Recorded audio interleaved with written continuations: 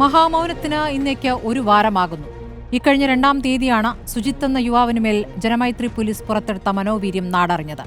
അതിനുശേഷം ഔസൈഫും സജീവും അമലും വിജയൻ ആചാര്യയുമായുമൊക്കെ നിരവധി പേർ മനോവീര്യം നേട്ടതിന്റെ അനുഭവങ്ങൾ കേരളം കേട്ടും കണ്ടും അറിയുകയാണ്. കാക്കിയിട്ടെന്ന ഒരൊറ്റ ബലത്തിൽ മനുഷ്യരിൽ കയ്യൂക്ക് കാട്ടുന്ന മധുബാബുവിന്റെയും രതീഷിന്റെയും പേരുകൾ പലരിൽ നിന്നായി ആവർത്തിക്കപ്പെട്ടു. അതിനിടയിലാണ് നുണക്കഥയ്ക്ക് തിരക്കഥ എഴുതുന്ന ഏമാന്മാരെ സേന തന്നെ കണ്ടെത്തിയത്. വീട്ടുജോലി ചെയ്ത് വീട് പുലർത്തിയ പാവമൊരു ദലിത് യുവതിയെ മോഷണക്കുറ്റം ആരോപിച്ച് സ്റ്റേഷനിലിരുത്തി പീഡിപ്പിക്കുന്ന നിയമപാലകരെ, അറസ്റ്റ് ന്യായീകരിക്കാൻ നുണ മെനയുന്ന ഉദ്യോഗസ്ഥരെ എന്തു പേരിട്ട് വിളിക്കണം? പോലീസ് വേട്ടയ്ക്ക് ഏറ്റവുമധികം ഇരയായത് കമ്മ്യൂണിസ്റ്റുകാരാണെന്ന ന്യായം ഇന്ന് തോമസ് ഐസക്കിൽ നിന്ന് കേട്ടു. ശരിയാണ്, അനുഭവസ്ഥനാണല്ലോ മുഖ്യമന്ത്രി പിണറായി വിജയനും.